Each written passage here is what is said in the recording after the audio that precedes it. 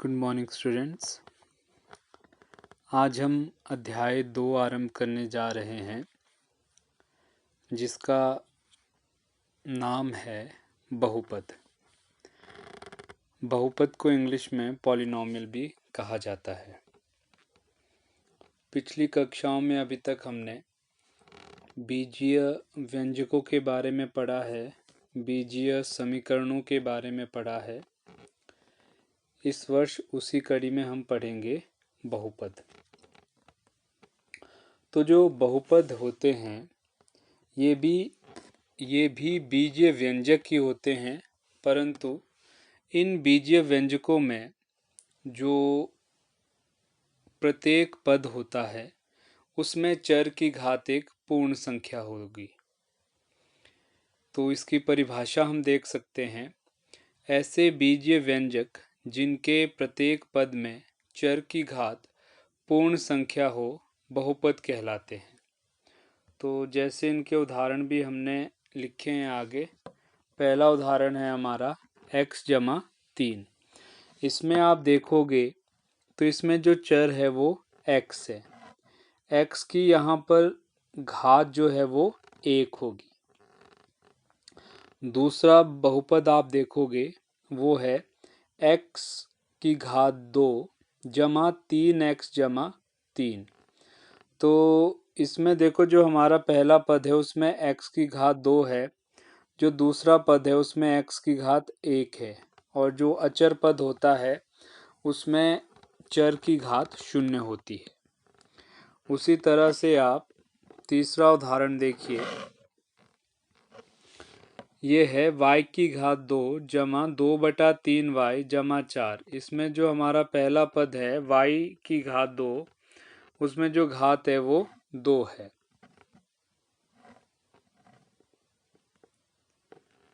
उसके बाद जो दूसरा पद है हमारा उसमें y की घात 1 है, और अंतिम जो पद है इसमें वो अचर पद है, और अचर पद में जो चर की घात है वो 0 होती है।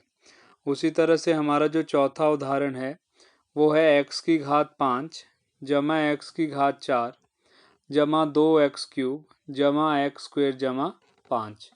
तो इसमें आप देखेंगे पहले पद में चर की घात 5 है, दूसरे में चर की घात 4 है, तीसरे में चर की घात 3 है, चौथे में चर की घात 2 है, और अचर पद में चर की घात 0 है। तो यहाँ पर जो घात आ रही है हमारे पास बहुपद के प्रत्येक पद में वो पूर्ण संख्याएं आ रही है। पूर्ण संख्याएं आपको पता है 0 से आरंभ होती हैं, 0 1 2 3 4 5 और अनवरत रूप से आगे बढ़ती हैं। तो बहुपद में जो प्रत्येक पद होता है उसमें चर की घात जो होगी हमेशा एक पूर्ण संख्या होगी। तो इस तरह के जो बीजीय व्यंजक होते हैं उन्हें बहुपद कहा जाता है।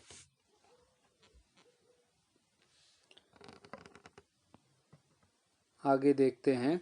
आगे है एक चर वाले बहुपद।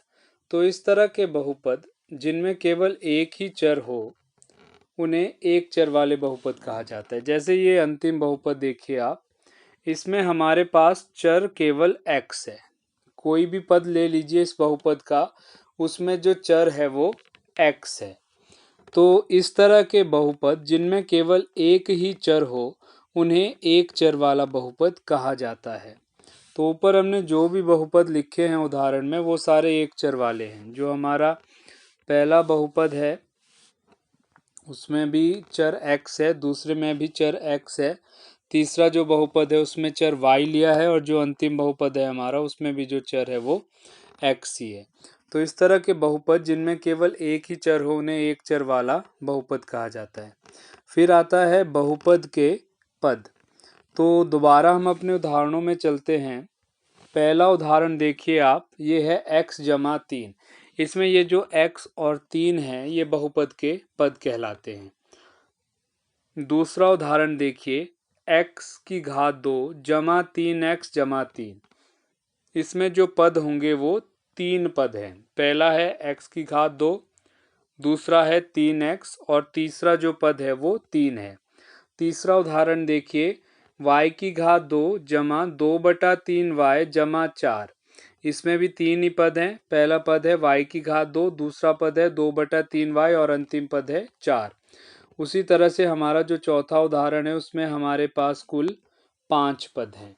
तो आप देख सकते हैं पहला पद है x की घात 5, दूसरा है x की घात 4, तीसरा 2x की घात 3, चौथा x की घात 2 और पांचवा है अचर पद जो कि 5 है। तो इन्हें जो है बहुपद के पद कहलाते ये बहुपद के पद कहलाते हैं। अगला हमारे पास आता है पदों के गुणांक।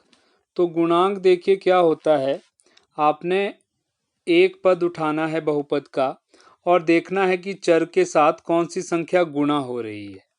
तो यहाँ पर हमने पहला पद उठाया इस बहुपद का, इसमें एक्स स्क्वेयर के साथ गुणा हो रहा है 2, तो हम लिखते हैं एक्स स्क्वेयर का जो गुणांक है वो 2 है। उसी तरह से जो दूसरा पद है इस बहुपद का वो है -3x।